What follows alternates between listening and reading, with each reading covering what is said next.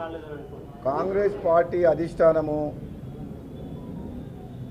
కొన్ని సమీకరణల వల్ల గతంలో నాకు అసెంబ్లీలో ఎన్నికల సందర్భంగా ఇచ్చిన ప్రామిస్ కానీ పార్లమెంట్ ఎన్నికలు ఇచ్చిన సందర్భంగా కానీ హామీని సరైన సమయంలో నెరవేర్చలేకపోయింది. ఈ మధ్యనే నేను రాహుల్ గాంధీ గారిని కూడా కలిసినాను. అప్పుడు కూడా నేను చెప్పిన, నేను మంత్రి పదవి కోసం రాలేదు, మర్యాదపూర్వకంగా నేను కలిసి రాష్ట్రంలో రాజకీయ పరిస్థితులు చర్చిస్తానికే వచ్చిన, మీకు నా ఇన్పుట్ ఇస్తానికి వచ్చిన తప్పితే మంత్రి పదవి కోసం మీరు తప్పకుండా ఎవరిని ఎక్కడ పెట్టాలనో, ఎవరి సేవలు ఎట్లా వాడుకోవాలనో, పార్టీల్లో కానీ ప్రభుత్వంలో కానీ ఎట్లా వాడుకోవాలనో మీరే ఆలోచించి నిర్ణయం తీసుకోమని చెప్పి నేనే స్వయంగా రాహుల్ గాంధీ గారు చెప్పిన. కాబట్టి రాష్ట్రం బాగుండాలి, పార్టీ బాగుండాలి, ప్రభుత్వం మంచి పేరు తెచ్చుకోవాలి, మళ్ళీ మనం అధికారం రావడమే లక్ష్యంగా పనిచేస్తాం తప్పితే మా కాంగ్రెస్ పార్టీ రాహుల్ గాంధీ అధిష్టానం తీసుకునే నిర్ణయాలకు పదవుల విషయంలోనైనా, పార్టీలో పదవులైనా, ప్రభుత్వంలో ఆయన తీసుకునే నిర్ణయాలకు మేము కట్టుబడి ఉంటానని చెప్పి కూడా తెలియజేస్తున్నాం. Thank you.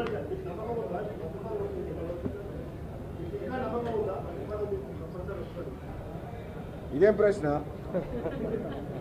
ఎవరు చెప్పగలుగుతారు మీకు దీనికి ఆన్సరు?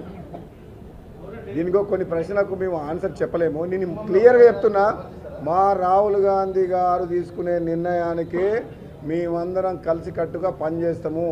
మాకు ఒకటే లక్ష్యము, మా కాంగ్రెస్ పార్టీని మళ్ళీ అధికారం తీసుకురావాలి, రాహుల్ గాంధీ గారిని ప్రధానమంత్రి చేయడమే లక్ష్యంగా పనిచేస్తాము.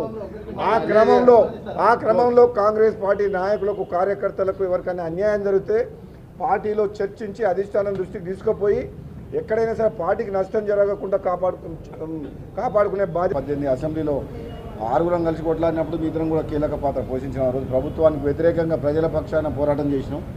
మా 12 మంది ఎమ్మెల్యేలు తీసుకున్న తర్వాత వాళ్ళు ప్రతిపక్షం లేకుండా గొంతు నొక్కేస్తే ఆ బట్టి గారు సిఎల్పి నాయకుడు అయిన తర్వాత, ఆ ఎమ్మెల్యేలు పోయిన తర్వాత మేము గట్టిగా నిలబడి కొట్లాడినాం.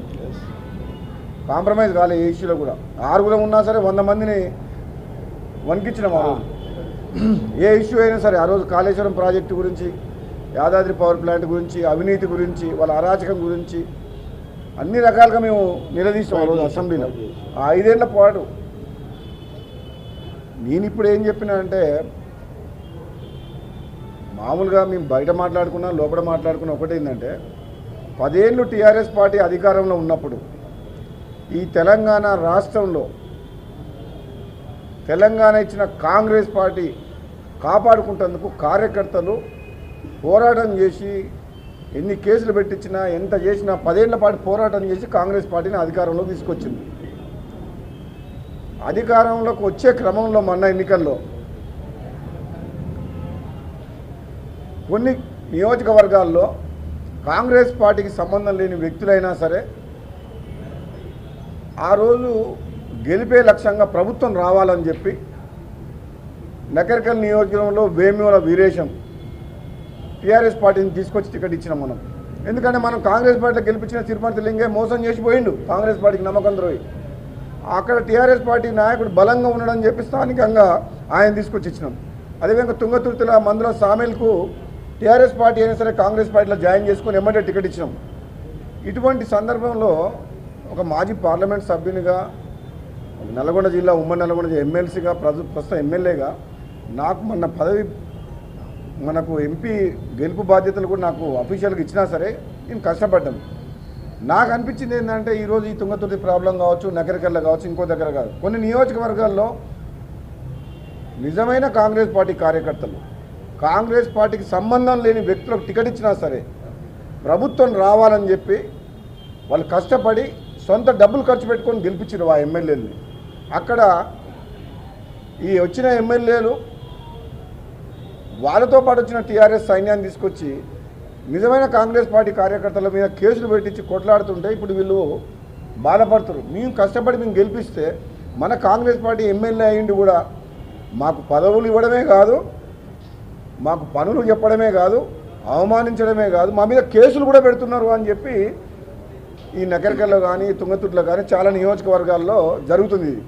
ఆ విషయం నేను చెప్తానికి వచ్చిన. ఈ తుంగతుర్తి ఇష్యూ కాదు, తెలంగాణ రాష్ట్రంలో 10 ఏళ్ళు కష్టపడ్డ కార్యకర్తలం కాదని, కాంగ్రెస్ పార్టీ నాయకులం కాదని, ఇతర పార్టీల నుంచి వచ్చిన నాయకుల్ని ప్రభుత్వం వచ్చిన తర్వాత, ప్రభుత్వం వచ్చే ముందు వచ్చిన తర్వాత తీసుకొచ్చి వాళ్ళకు పెద్దపీట వేసి వీళ్ళని అవమానించడం కరెక్ట్ కాదు. కాంగ్రెస్ పార్టీ కార్యకర్తలను కాపాడుకోవాలి. ఈరోజు వచ్చిన వాళ్ళు రేపు ఉంటారని, ఇవాళ ఉంటారని మళ్ళీ ఉంటారని గ్యారెంటీ కూడా లేదు. ఈరోజు అధికారంలో ఉన్నారు, రేపు పొద్దున అధికారం పోతుందని మళ్ళీ వెళ్ళిపోతారు. కానీ కాంగ్రెస్ పార్టీని నమ్ముకొని ఉన్నోళ్ళు పుట్టినప్పటి నుంచి కాంగ్రెస్ రక్తం వాడు సచ్చినాక కాంగ్రెస్ ఉంటాడు. రాహుల్ గాంధీ కోసం, కాంగ్రెస్ పార్టీ కోసం వాళ్ళ జీవితం మొత్తం బతుకుతారు. అటువంటి వ్యక్తులను కాపాడుకునే బాధ్యత జగ్గారెడ్డి గారు లాంటి మా వ్యక్తి సీనియర్ నాయకుడిని తుంగతుర్తి కమిటీకి వేసిండు. అక్కడ ఎమ్మెల్యే గౌరవాన్ని కాపాడుకుంటూ నిజమైన కాంగ్రెస్ పార్టీ కార్యకర్తలు ఎవరైతే ఉన్నారో కొన్ని ఏళ్ల తరబడి కొట్లాడుతున్నారో వాళ్ళకు కూడా అన్యాయం జరగకుండా, అవమానం జరగకుండా పదవుల పంపడంలో కానీ ఇంకో విషయంలో కానీ న్యాయం చేసే బాధ్యతని Congress party PCC president, AICC general secretary గారు జగ్గారెడ్డి గారికి బాధ్యతలు అప్పచెప్పిండు. చాలా మంచిది. ఎందుకంటే ఇతను కార్యకర్తల కష్టమేంటో తెలిసిన వ్యక్తి, కార్యకర్తల మధ్యలో బతికే వ్యక్తి ఎవరు ఉన్నారంటే జగ్గారెడ్డి గారు.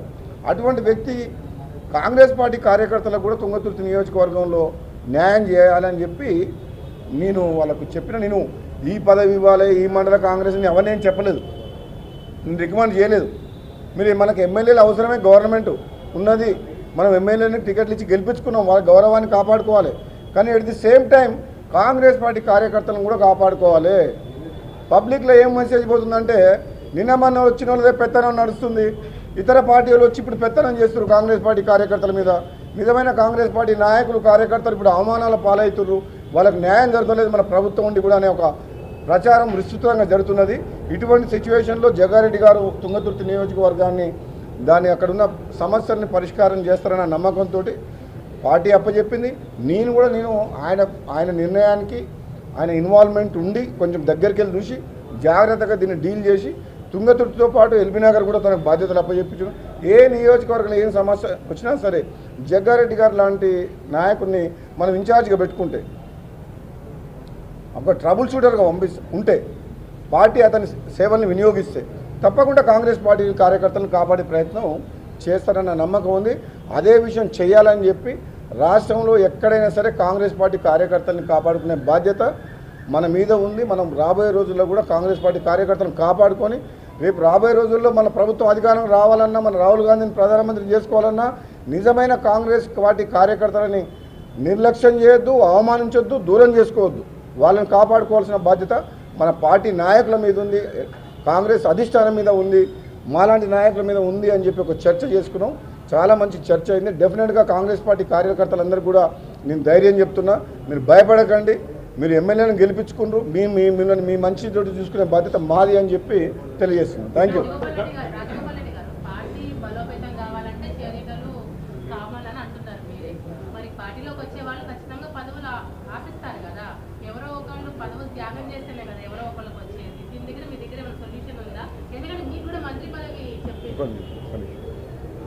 మేము 119 నియోజకవర్గాలు ఉన్నాయి.